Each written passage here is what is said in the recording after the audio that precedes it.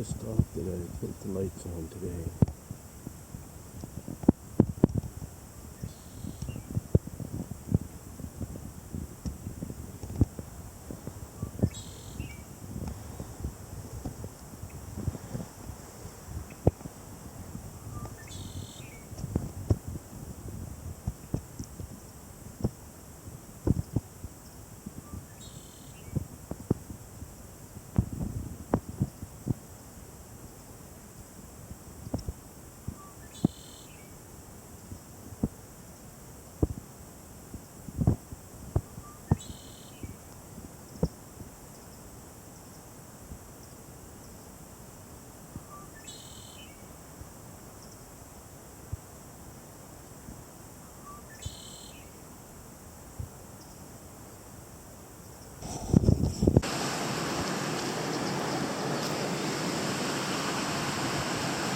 Greetings.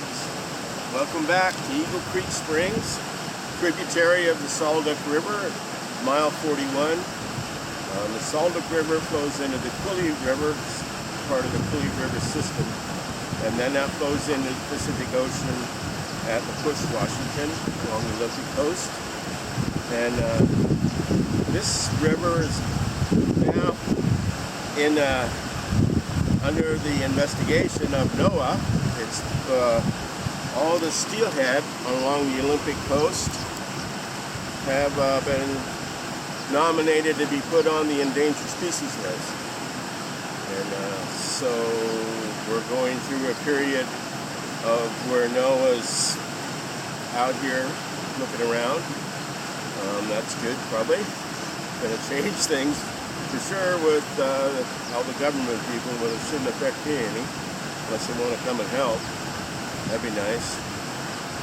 But anyway, they're here to look for steelhead, fly over top of us pretty much once a week right now, because steelhead are spawning. They're making their beds in the river, and so they're looking for that. They'll hopefully are filming as they fly over the top of me. We'll see. They may tell us one day. But that's not important. What we're here today to do is some monitoring and maintenance. Eagle Creek Springs is part of the SHEAR program. Salmon sighted habitat enhancement and restoration. Why they did that, I call it sighted salmon habitat, because when you sight the salmon, then you enhance the habitat. But it's a state program and they decided to do it differently. Sorry about that.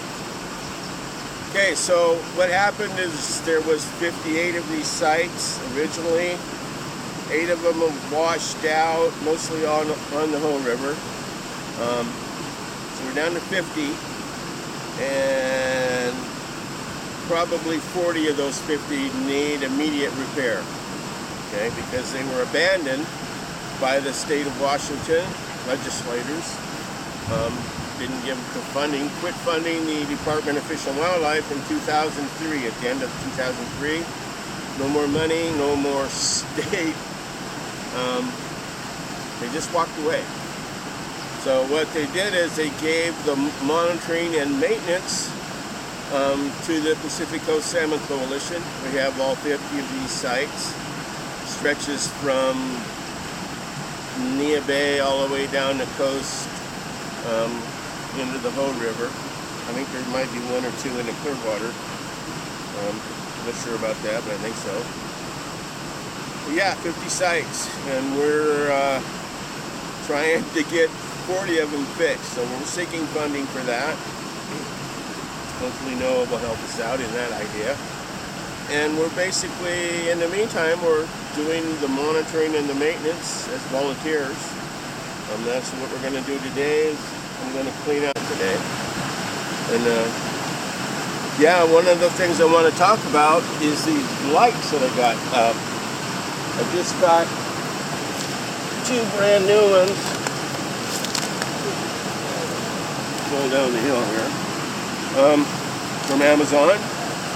And what they are is battery operated motion sensor lights that work at night. And you put them on auto. I'll turn it on right now.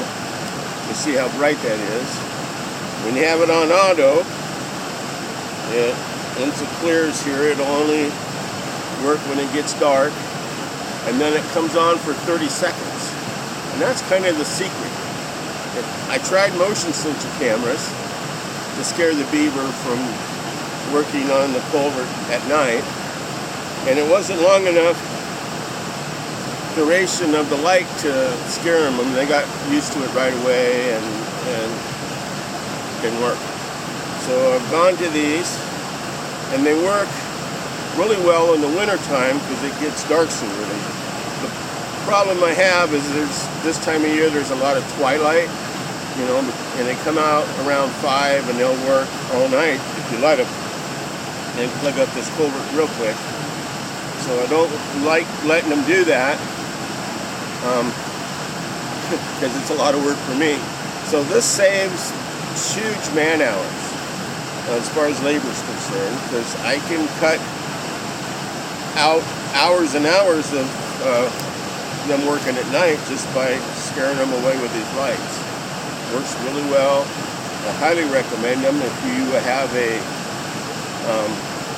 culvert that keeps getting plugged by beavers. All you got to do is put in some T-posts. These wrap right around whatever you can, you know, got or branches. I got one on this branch. It works really well. And turn them on auto, and then at least however much nightfall you got, they're not going to go anywhere near that culvert.